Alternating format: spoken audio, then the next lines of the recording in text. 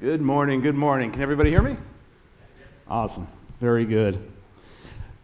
I'm thrilled to be presenting, to be kicking this day off. There are a lot of great speakers, a lot of really fascinating topics. I'm beginning because we're going to take a little walk through history, right? We're going to start at the very beginning, and then the day's going to progress to see where we are, and then we're going to talk about what's going on in the future. So it's a pretty exciting day. It's a pretty packed day. It's important to know your history, no matter what you do. And we're all in the wellness industry to some extent, so it's important for us to understand where we came from. So we're going to start with Plato.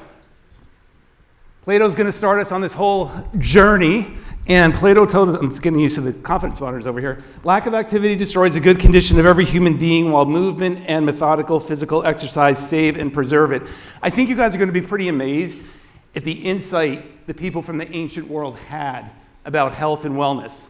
And we're going to walk through that because we're not just talking about physical culture, but we're going to talk about the history of medicine also. Plato, what's really underestimated is when you look at the ancient Greeks, Plato, Aristotle, it wasn't just about philosophy and rhetoric. They were also athletes. And that's part of the story that's left out. In fact, the word Plato actually means broad shoulders, right? So it's really, the physical culture was very, very much a part of their well-being and their education. Just about every culture, it doesn't start with Greece. We can go back to Egypt, we can go back to Sumer, we can go back to Babylon. Just about every ancient culture has some sort of remnants, some sort of trace where we could see signs of physical culture, gaming, athleticism. It just kind of coalesced during the Greek civilization with the Olympics. That's where it really broadened out and got really, really big. But that's just one of many examples you'll find if you go down this road. So where does the athletic instinct come from? We take it for granted that this stuff was always here, right? And it always was. We study history, we study war, we study religion, we study a lot of cool things, but side by side, physical culture has always been there, just hasn't really gotten a lot of attention. But it's been there with religion, it's been there with civic duty, it's been there with every other social obligation. And the skills, what we consider athletic skills today, really, believe it or not, come from the most perfunctory tasks that they had to perform in the ancient world. It was really just a matter of, at one point we found the type of thread that we could weave together and make a rope. We found that rope could then tie things together. We found there was one person in our tribe who was capable of picking up something heavier than somebody else. That somebody else wanted to learn how to do that. And it was very much an intra-communal, friendly type of competition that is really at the root of what we consider athletics today, right? So in the very beginning, people sort of migrated in, you had forgers, right? People were forgers. And when enough forgers collected, they would become a village. When enough villagers collected, it would become a city-state. When enough city-states collected, it would become an empire. So we started as forgers, literally walking around with groups of 15 to 30 people. And then villages would be a couple hundreds, and then city-states would be a couple thousand, and then empires would be much larger. So sociologically, as we developed, the sporting aspect of it, the competitive aspect of it, developed also, because central to their survival were all the basic skills. You needed to know how to hunt.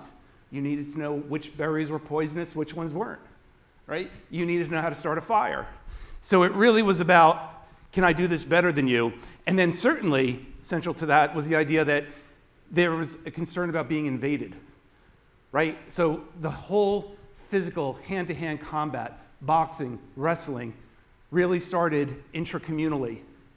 They practiced on each other, they competed with each other in the event that they were ever invaded. So this is really the origin of it all. And the interesting thing about gaming, what we consider sport today, it was a little microcosm of larger civilizations as they expanded, right? Because what do you need to do when you game? You need to create rules, you need to create boundaries, you need to create consequences. Right? So they were trying to figure out, now we have this skill set, now there's more than 2 or 3 of us, now there's a lot more people who want to participate in this skill set, whether it's running, whether it's spear throwing, whatever it is, right? So now we need to figure out a game by which we can hone our skills and all figure out how to do this better. So sporting, as we understand it today, really evolved through our socialization very organically. Let's see if I can use this. There we go. So like I said, we started as villagers. We started as city-states. We got into empires. Every civilization prior to Egypt also had their form of gaming, but it really, prior to Greece had their form of gaming.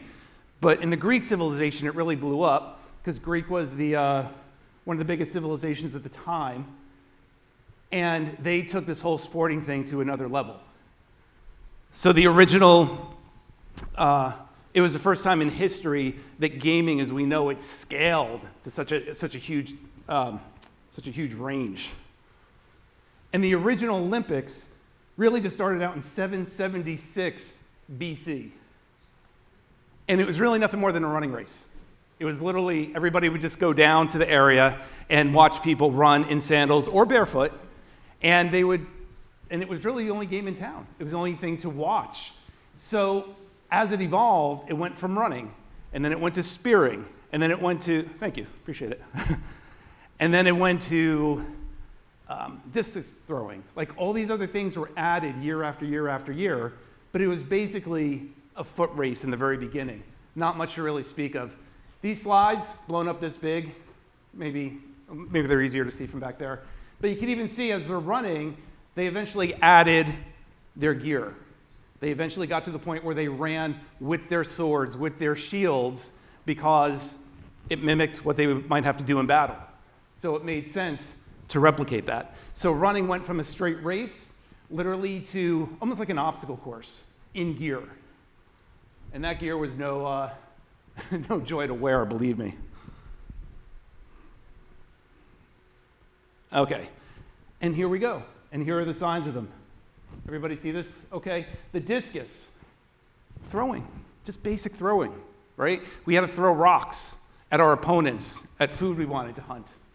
The long jump, very clear that in warfare or in just day-to-day activity, we had to be able to get over certain areas, right? We had to jump over streams, over brooks, over ponds, over puddles of water, right? So jumping became an essential skill. Javelin, I think that's pretty self-evident too, right? You're just taking that sword and you're throwing it in order to get prey or to hit an opponent or to spear an opponent. So these things just evolved over skills. Equestrian, interestingly enough, that in the Olympics, that was only for a certain class of people. Only the people who were wealthy enough were the equestrian class. They participated because it was very expensive to run horses and own them. Running events, like we said, they were dressed in their garb, and their swords and their shields. And then you have the evolution of boxing and wrestling. And all of these, as you know, in the Olympics, we still practice today, right? So it's been thousands of years. And these are just basic skill sets from the ancient world that evolved into the athleticism that we call today. By the way, we have the Olympics coming up this year, right? 2024. So we're in the grand tradition. Plato's Academia was where athletes studied for part of the day and trained physically the other half. This is an amazing tradition. This is what I said earlier. All the greats, Socrates, Plato, Pythagoras, they all trained. They were all into athleticism. That was just as crucial to their well-being as their science, as their math, as their philosophy, as their rhetoric, because these are all the things they train in during the morning and then do athletics in the afternoon. And I actually teach part-time at an academy in Bergen County, New Jersey, and it's really a beautiful thing to watch. It's the same setup. Kids come in the morning, they learn language arts, they learn history, they learn math, and then all afternoon, they're on the turf, training indoors. So it's just amazing to think that we're still repeating the same things that occurred 2,500 years ago, because they were worthy traditions. Academia, if you don't know, that's where the term academy comes from. It comes from the ancient world. Plato was the first to have the academia. City-states. If you don't know much about Greek history, they were a bunch of city-states. So picture us in the tri-state area, right? We have a bunch of counties, we have a bunch of towns, but we all pretty much live in the United States. And we all have a common set of values, and we don't really fight amongst each other. Not so much in the Greek days. In Greek civilization, the city-states warred among themselves, which was insane. If you can just imagine Stamford, Connecticut, warring with Hackensack, New Jersey, right? It's like this is how insane it was back then, but this is what they did, and this is how they rolled, except for the Olympics. That's where it all slowed down. When the Olympics came every 4 years, everything stopped. They dropped their shields, they dropped their swords. Ships stayed in port. Everything just ceased because it was important to watch those games. Literally, every city-state that was warring and fighting each other stopped for the duration of the Olympics. It was an amazing thing to even consider that they would carry on like that. We know some of the myths that come from ancient Olympics. The first marathoner. Everybody heard of Philippides? Right? If you don't know, it's a very simple story that came from the ancient Greek world. Persians were going after the Athens. The Athenians needed some help, so they want to go to Sparta. So they get this guy Philippides to run over to Sparta. Couldn't use horses or carriage because it was too rocky. So poor Philippides gets up and he goes running all the way over. It's like, Sparta, we need a hand. We're going to get killed by these guys. And Sparta's like, well, we'd really like to help you, but guess what? It's a full moon, and it's going to be a full moon for the next day, and we can't fight on a full moon according to our gods. So Philippides is like, okay, for crying out loud. Runs all the way back. And he tells the people at Athens, he's like, we don't have their support. So Athens is like, okay, then we will meet them. We'll intercept them. And they intercepted them at a place called Marathon, a plot of land called Marathon. Athenians meet the Persians. They defeat them at Marathon. And then poor Philippides then has to run from Marathon back to Athens to tell everybody that they won. And that's where we get the 26.2 miles, right? How does it end? How does it end for Philippides? Do you guys know? He dies. Yeah. It's not really a good, endorsement for marathon training but to think that the person who mastered this and started it all dies. But that's what happened. And I'm a huge marathon. I've done 6 of them myself, so I'm a big endorser of them. And still alive, yes. And I didn't have to do it under wartime, so that's a big plus. So we have Philippides. We have the games lasted from 776 BC in the ancient world to 393 AD. They stopped because of the church. The Catholic Church was like, this is a little too pagan for us, so we're going to cease this. And it just sort of went underground for 1,500 years. It literally went underground for 1,500 years. There was no Olympics. There was no celebration of athleticism. And by the way, the ancient Olympics were really just an ode to the gods, right? Zeus, Poseidon. They were really just there to celebrate their gods, and that's why they did the Olympics. They felt like this is a good way to honor them and support them. But then it resurrected again in 1896 in France. So it took a 1,500-year hiatus and then resurrected. And it didn't start in France. It started with a French guy. But the first one they did was in honor of Athens, and they held it in Athens in 1896. And there's an illustration pretty much of what it looked like.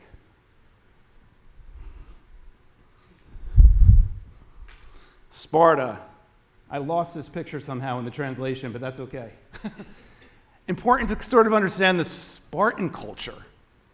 So this just gives you a semblance of how brutal it was back then. At 7 years old, the state sort of commandeered your child. They would take them away from your family. They would put them into training. Because you were responsible as a soldier to be battle ready from 17 years old to 60.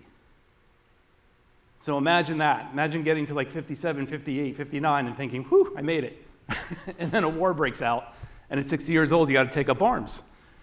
And they were plucked away from their families at 7 years old and put under some of the most brutal training. It was all outdoors. It was all naked. They had to hunt. They had to, kill their own food. They had to figure out which berries were poisonous, which ones weren't. They had to do hand-to-hand combat. They were an extremely, extremely battle-ready culture because it was their assumption that the men would gladly go out to defeat the opponents, but if they failed and the enemy penetrated the borders, the women then were also responsible for being trained up. It was just as incumbent upon them to protect the children as it was for the men to protect the women. So women were expected to take up arms as well.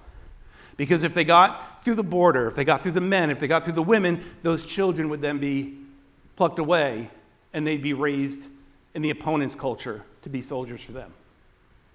So suffice it to say, their training, their physical training, was not casual. There was nothing casual about it, right? They were there. It was life or death. If you weren't good at what you were doing, your life depended on it. I think it's great that we live in a world where we can casually go to the gym, maybe finish our sets and reps if we feel up to it, maybe not, right? But it was a completely different motivation for these people back in the day. Sorry, I missed that picture. Milo of Croton was another myth. Raise of hands. Anybody heard of Milo?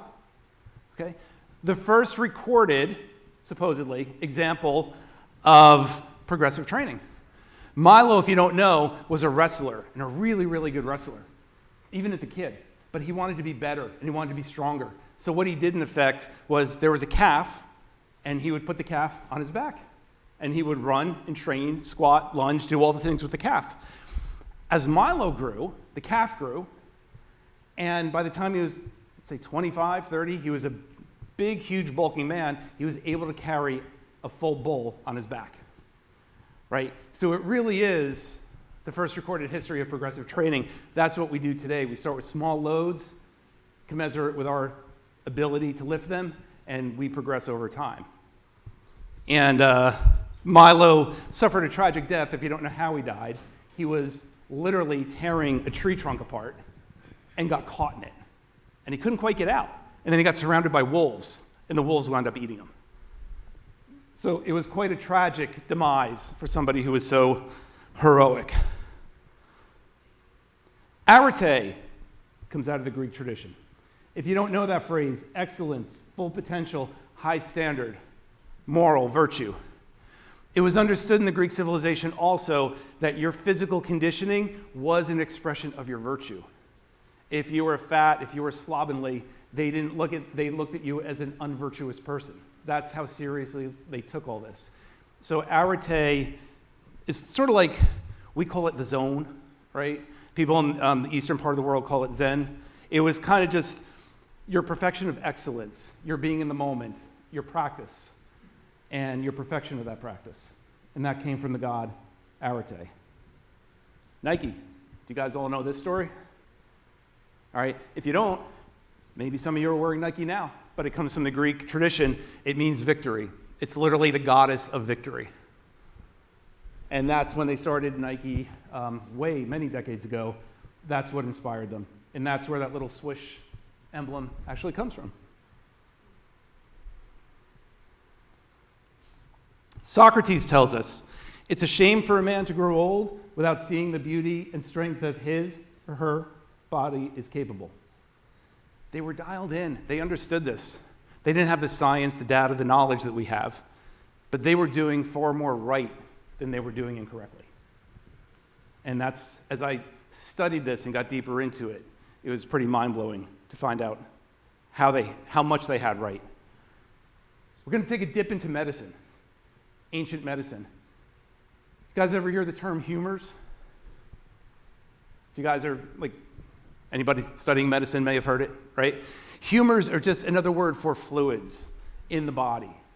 And the ancient world believed their model of wellness and disease was based on humorism. And we'll explain that. We'll go into detail. An excess or deficiency of humors or fluids what determines a person's health. They looked at nature, right? They made connections. You had earth, water, air, fire. And they took these elements and they noticed the nature of these elements, and they were mapping that back to the human body. Once they had those elements solidified, they equivocated a humor with it. So you have earth, which is your black bile. You had water, which is your phlegm. You had air, which is your blood. And you had fire, which was your yellow bile. So, very sophisticated way for the ancient world to be mapping these things. And then they took it one more step deeper. They took those, and then they mapped it to different temperatures. Hot, cold, wet, dry. So if you were phlegmy, if you were sort of moist and wet, they would try to use herbs, they would try to use foods that would dry you up and heat you up. If you were always running hot, they would use herb, tinctures, berries, some type of food to bring your fluids down. It was the best they had, but this is the foundation today of a lot of medicines that are still practiced. If you go to a naturopath, a homeopath, somebody who studies homeopathy, they still really believe in these principles. These principles really didn't change. So this is about 2,500 years ago. They didn't really change until the germ theory. And the germ theory was in the 1800s. So this theory, this paradigm of health had a lot of longevity. We see the same thing in China. Traditional Chinese medicine. Anybody ever get acupuncture? Yeah. They were using fire, earth, metal, water, wood. They included metal and wood as part of their elements. But in doing so, they were still looking at nature, and they were still using foods to sort of match the nature of the energy that the foods were giving off. All the way to India now. This is all the same time period, right? That's what's amazing. It's not like they were talking to each other, right? It's not like Hippocrates was getting on the phone and talking to the yellow emperor in China, right? These were universal themes that seemed to be happening around the world all at the same time. So in India, you have Ayurvedic. Anybody heard of Ayurvedic medicine? Yeah. Good. Then I'm your first. Vata, Pitta, Kapha. Vata equivocates to air, ether. Pitta is fire, water. And Kapha is earth.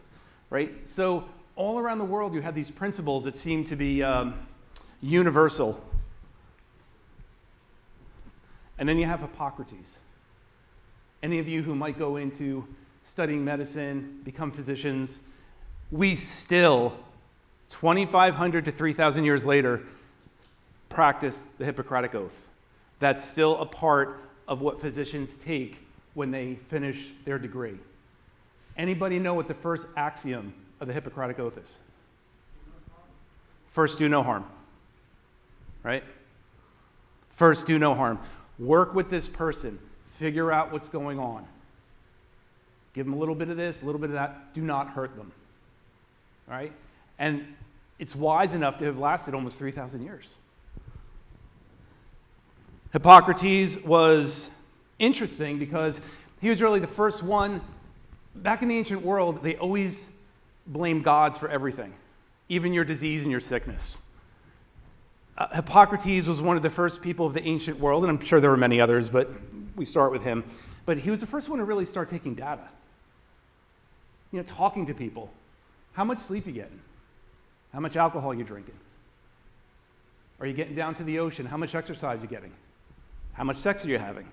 Right? He was the first one to start taking this kind of data, so he's talking to hundreds and hundreds of people, and then he has all these notes. And he's looking at people and he's saying, okay, people who do ABC seem to be running a little hot, so we need to give them coolants. People who are doing XYZ seem to run a little cool, a little phlegmy, so we need to give them a different set of herbs. And so he's looking at all these data points and trying to, further his understanding of medicine. If you guys are interested in this stuff at all, this is a great book to get your hands on. You can get a PDF online, or you can get the hard copy. The hard copy is some of these things are getting more and more challenging to get. but they're still accessible.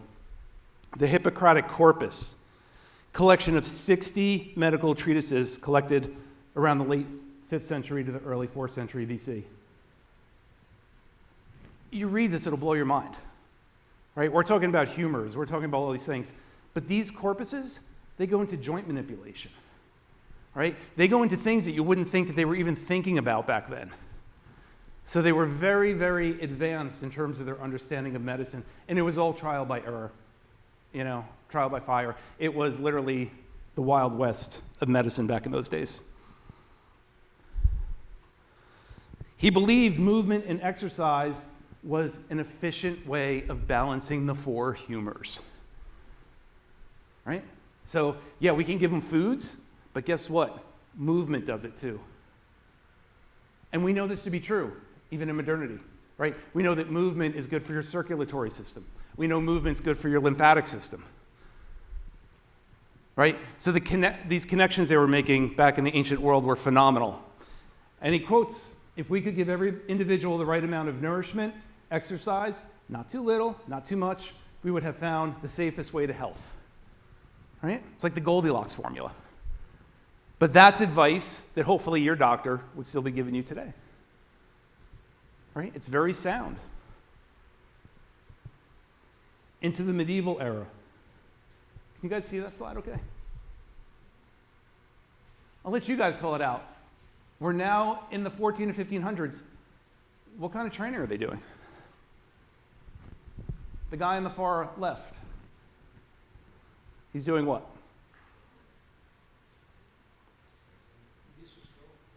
A one-arm shoulder press, right? I don't know what he's holding there, but that is the beginning of pressing. The people right next to them, obviously wrestling, some sort of close quarter hand-to-hand combat. You have the swordsmanship. I don't know who did the first handstand, but somewhere in history somebody did a handstand and people kept replicating it, all right? He's doing a handstand on a table. It's difficult enough to do them on the ground, right? He's actually crawling up on a table and doing a handstand. This guy I find really fascinating. I pole vaulted when I was in high school, loved it. Loved the pole vaulting, but more so loved the training. The training we'd have to do on ropes and that kind of thing. Pole vaulting originally was not about going vertical, it was about horizontal. It was about how do we get over this pond? How do we get over this, messy piece of muddy land? So it made sense that we could take a stick, a robust stick, run with it, throw it in the ground, and vault over it. And that was the beginning of pole vaulting, which eventually became, as we all know, an Olympic event. And I don't know where in history it moved from horizontal to vertical, but somewhere it did, right? But you have evidences, even in the Middle Ages, and the Middle Ages were very tough, as you know. It was riddled with plague and famine and all sorts of horrible things, but exercise culture was still there. It was still a part of what they were doing. Anybody hear of Mercurialis? Hieronymus Mercurialis. Wrote a book in 1569, defined 3 types of exercises. I want you to look specifically at what it says: medicinal, postural, and breathing. Even into the 1500s, you're going to see the term medicine included into their understanding of movement and health and exercise. And that's why I'm so proud of ACM when they started their initiative, Exercise is Medicine, right? It really is living up to the grand tradition, the ancient tradition. That's when I really got on board with ACSM and really wanted to get involved, when I got the email that that was an initiative. That was just very, very exciting to me, because you're going to find there's going to be other examples of this, but they use the term medicine quite frequently in their analysis when it comes to movement and exercise. We've lost this. This going into the 1700s through the 1800s was the 3 tiers for physical education. And this was taught, no matter what sport you played, it was taught in this fashion. There was martial, restorative, and pedagogical. We don't use it anymore. We don't use it in physical education. We should. It went bye-bye as the trivium and quadrivium did. If you don't know what those are, the trivium and quadrivium are the 7 principles that constitute the liberal arts that we consider liberal arts today, right? They're not teaching that. They're not teaching martial, restorative, and pedagogical anymore. So anybody going into the phys ed space, this is a great thing to look up, and this is a great thing to maybe try with, even in your own world, to bring back, because it was a really grand tradition. What did the martial do? That was your combative. Right? That was the actual thing you were doing. And you were practicing arete when you were doing the martial. Right? You were mindful. You were trying to execute your gymnastics. You were trying to execute your physical prowess perfectly. Restorative, bringing the body back into balance. Yoga, Indian clubs, those kind of things. Anybody familiar with Indian clubs? Anybody ever see them? Yeah. I wish I had some here as an example, but those are great. They come from India, but those are great, great methods of exercising. And then pedagogical. We all know that. That's the teaching part of it, right? So if you don't mind, I'd like to try this with you a little bit. So if I can get everybody to stand up for a second. And we're going to get martial, all right? What I want everybody to do, if you can't do this, that's absolutely fine. But what I'd like everybody to do is just sit into a squat, and we're going to hold it for 1 minute. And try not to let your butt hit the 1 minute. I got a clock right here. Okay, let's go down. Go down as far as you can. Don't cheat and hit the chair. And what I want you to think about, I'll do it with you. What I want you to think about while you're doing it, be aware. This is the martial component of it, right? Be aware of what's going on through your mind. You know, you're going to start feeling pins and needles. It's going to start feeling uncomfortable. You're going to start to have thoughts. Right? Think about those thoughts. Be aware of those thoughts. Some of those thoughts might be, I hate James right now, right? And those would be justified. Just a little bit more to go. And I'll be quiet for the remainder, but just sink into it and cultivate awareness about what you're feeling. And try not to talk. 10 seconds left.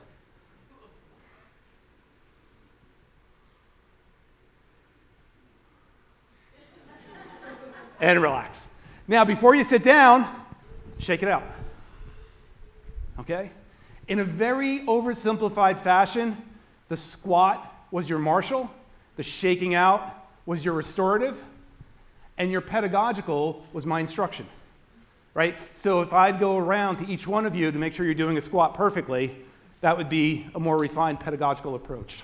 Physical culture in medicine in the 19th century, Pierre Long. There are 2 main people who really brought physical culture as we understand it today into our world. This guy, Frederick Luguen-Yan, and the other fella. So I'll go through these quickly. This is what your early gyms looked like. These are called Turner vines. They came into the United States from Europe. They didn't go to the East Coast or the West Coast. They went into Iowa. That's where a lot of this actually originated from. So you're going to see there's not a single bench press there, right? What are they doing? The guy on the upper left, he's doing the flag, the human flag. That was very common back in those days. They're climbing up the back of ladders. You see pommel horses. You see parallel bars. I'll go through these quickly. Milwaukee, 1900. This was your Gold's Gym back in the day. Look at the form. Look at the function. Look at how perfectly they executed all this stuff. Women were involved. I think you see the beginning of TRX right here, right? Resistance against the wall. Teddy Roosevelt was an Indian club guy, right? He used them a lot. You don't hear that a lot in history, but he did. This is one of the ones in Davenport, Iowa. This is how big they were. So you had multiple floors, and people would go from floor to floor and do all these various trainings. There's another one, what it looked like back in the day. And you can see the Indian clubs. You can see the medicine balls. And here you see rings. The ladders were essential because they used to climb up the back of them. And that's what they would do flags off of as well. Okay. Am I down to about 1 minute? Probably. Okay. You can only imagine crawling down a rope upside down, how challenging that would be, right? Gravity not pulling you down. And I think you get the idea here. Another great book, Anderson's Physical Education, published in 1879. For those of you who are interested in this thing, there was Hippocrates' books, and this one is also a great one. He's got something that kind of resembles a kettlebell there, right? Not exactly a kettlebell, but something certainly resembles it. Calisthenics, the very term calisthenics, comes from two words, kalos, which means beautiful, and stenos, which means strength. So it was an expression of beautiful strength exemplified in this photograph right here. It was about poise, it was about strength, it was about suppleness, it was about beauty. This is what the ancient world left us. And women got involved too. They have some sort of weights on top of them, swinging, more ladder work, more ladder work. And then I'll say real quick, changes a little bit in the 20th century with the Flexner Report, which came out and did an evaluation about what's good and what's not good. And this is where alternative medicine, the type of medicine we talked about before, started getting a little more a bad rep. So you have allopathic, which is your traditional, and naturopathic, which is your more naturopathic, which is what we practiced leading up to this point, what the ancients practiced.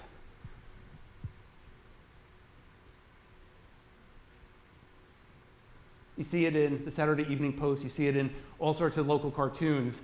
Now they're mocking the physical culture. They're actually making fun of it, saying women don't need to go to a Turner Vine, they can do the L-sit on their irons at home. All right? It started taking a really, really bad turn. And the same thing toward what they considered alternative medicine, the naturopathic medicine. And then everything sort of switched. That's a whole other historical piece of history that's worth looking into. But that kind of all began with the Flexner Report. So, knowing I'm coming up to the end of the time, I could leave it there. There are more slides, but I'll thank you all very much. Thank you, James. We have some minutes for questions, so please go ahead to those mics at the front because we need the sound. We're also videotaping. So if you have any questions for James, please go ahead and go to those mics.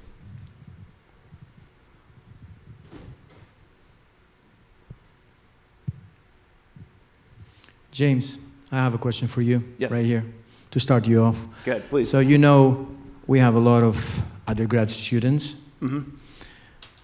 What's one thing they should definitely remember out of your presentation in terms of the history of the fitness trends?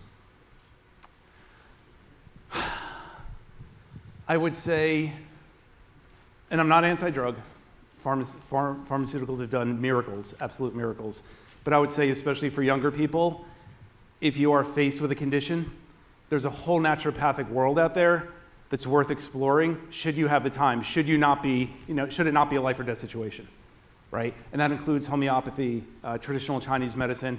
See if it works for you. I would say that's one of the biggest takeaways. Those sciences, those methods of healing have been with us for thousands of years.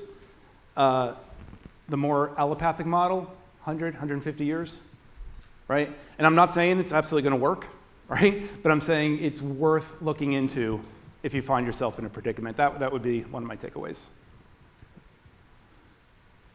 Yes, please. Hi. Okay, so based on your research and the way that technology is today, what is something based on your research that you wish we can bring back or we can start doing again with today's technology, with medicine and sports medicine? All of it. I'm concerned your Fitbits and all your AI stuff is going to disrupt the natural mind-body connection. And as a student of philosophy too, the mind-body connection has been a contentious, at best, debate from the beginning of time. And we've come to certain conclusions on it right now. I feel technology, artificial intelligence, I'm not saying it's definitely going to do it, but I feel it runs the potential danger of intercepting and interrupting what's innately built into you. So I would say try to train without that stuff as much as possible. Use it once a week, once a month to get a litmus test to where you are. But to use it daily and depend on it, I wouldn't encourage it. Does that answer your question? Yes, All right. thank you. Thank you. Appreciate it.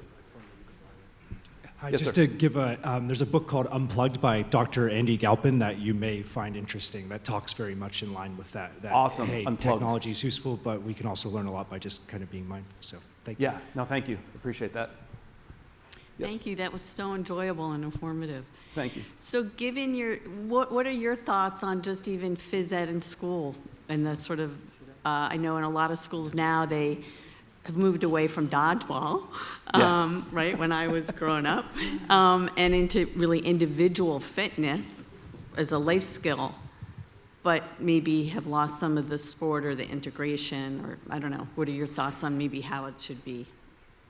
My thought is if we follow the ancient trajectory, it was about becoming a whole person, a fit whole person. When you decide what sport you want to play, you play it, right? But now we train kids for sports specifically, I feel way too early. When you saw the people doing the human flag off the ladder, old timers that I know who grew up during that period, that's what kids did. They knew how to do the human flag by 10 years old, right? They knew how to do the pull-ups, the dips, and all, because it wasn't, when sport came in, it was a game changer, right? Because then there was so much money to be made in sports. So there was this drive to get kids athletic, but athletic toward that sport for future gain. I would say if there's anything we can do in phys ed, it's just to keep sport out of it for a short period of time, especially the younger years, and just keep it about being a whole, fit, mind, body, balanced human being. And then send them off into the world with that skill. Does that help? Thank you, James. Appreciate it. All right. Give him a big round you, of guys. applause.